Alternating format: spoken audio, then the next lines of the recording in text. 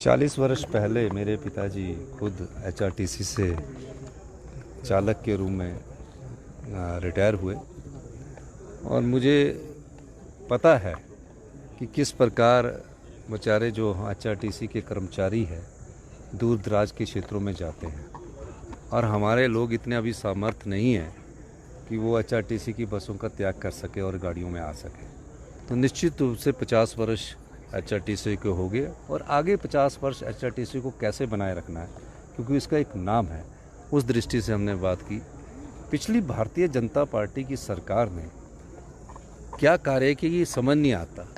55 महीनों से एचआरटीसी का नाइट और ओवर टाइम फंसा हुआ था। वो आगे चलाने की जो प्रथा थी कि हम क्या करेंगे, आगे वालों को देखते हैं।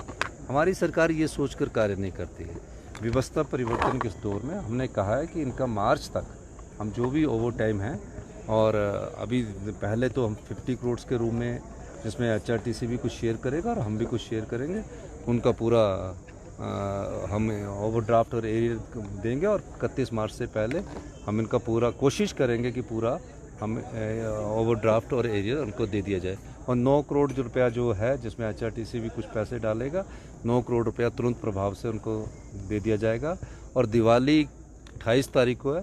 मैं कल परसों मंडे के और भी विभागों की जो दिवाली से पहले कुछ अनाउंसमेंट करनी हो मैं उनको करूँगा और निश्चित तौर पर दिवाली से पहले सभी को पे मिलनी चाहिए। तो 28 तारीख को सभी को पे मिले, इस दृष्टि से मैंने आज एचआरटीसी के सरकारी कर्मचारियों को पे देने की घोषणा की है, ताकि उनको वो दिवाली खुश से मिल सके, क्योंकि एक हमारा बहुत बड़ा त्यौहार है और इस त्यौहार में वो अपने जीवन खुशमय बना सके। यही मैं कहना चाहता हूँ। ग्रीन एनर्जी की बात की सर आपने। देखिए, मैंने कहा है कि एचआरटीसी को हम 1500 बसेस ग्रीन एनर्जी के रूप में देंगे।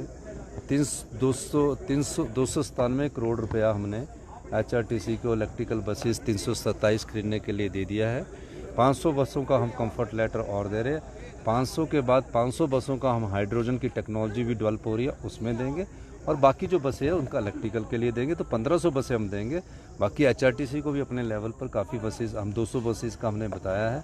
टेम्पो ट्रेवल्स भी कर रहे हैं। प्रदेश के हर कोने तक एचआरटीसी की सेवाएं पहुँचें और वेलफेयर के साथ कैसे अपने को आत्मनिर्भर एचआरटीसी बनाए, उसके लिए अधिकारी इसमें काम भी करें। जयराम जी बोल रहे हैं कि कर्मचारियों को तभी सौगात दे पाए। जयराम जी भी फाइनेंस मिनिस्टर थे और फाइनेंस मिनिस्टर जी को ये पता होना चाहिए कि हमारा पेंशन और पे 2000 करोड़ रुपया कितना है और आया कितना है, और उसके बाद हमने 600 करोड़ रुपया एरियर दिया।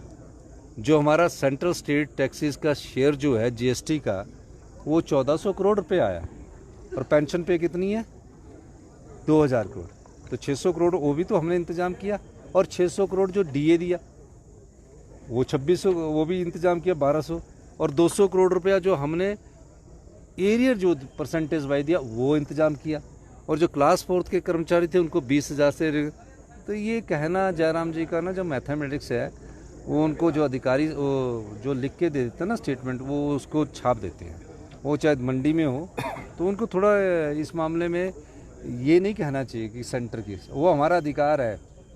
उनके समय भी आता था, हमारे समय भी आ रहा है। हम उसको फिजिकल डिसिप्लिन से हम आगे बढ़ रहे हैं, क्योंकि आत्मनिर्भर जब हिमाचल की तरफ हम बढ़ रहे हैं तो उनको थोड़ी सी तकलीफ होनी है, क्योंकि उन्होंने तो जनता के धन को लुटाया है। संपदा को लुटाने का काम तो उन्होंने किया। हम इस व्यवस्था परिवर्तन के द्वारा जो 40 साल से व्यवस्था चली थी बदलने की कोशिश कर रहे हैं। और मैं हिमाचल की जनता का भी धन्यवाद करना चाहूँगा, कर्मचारियों का भी, कि वो हमारे फैसलों से हमारे साथ खड़ी है, सहयोग दे रही है। जब हमने पेंशन की ना, तो किसी कर्मचारी संगठन ने आके विरोध नहीं किया, सिर्फ बीजेपी वालों ने टीवी के माध्यम से विरोध किया। नए नए शब्द ढूंढ के ले आते, हमको तो पता भी नहीं होता। आजकल हिमाचल के शब्द ऐसे ढूंढे जाते हैं। तो आप भी थोड़ी सी रिसर्च करके थोड़ा काम कीजिए।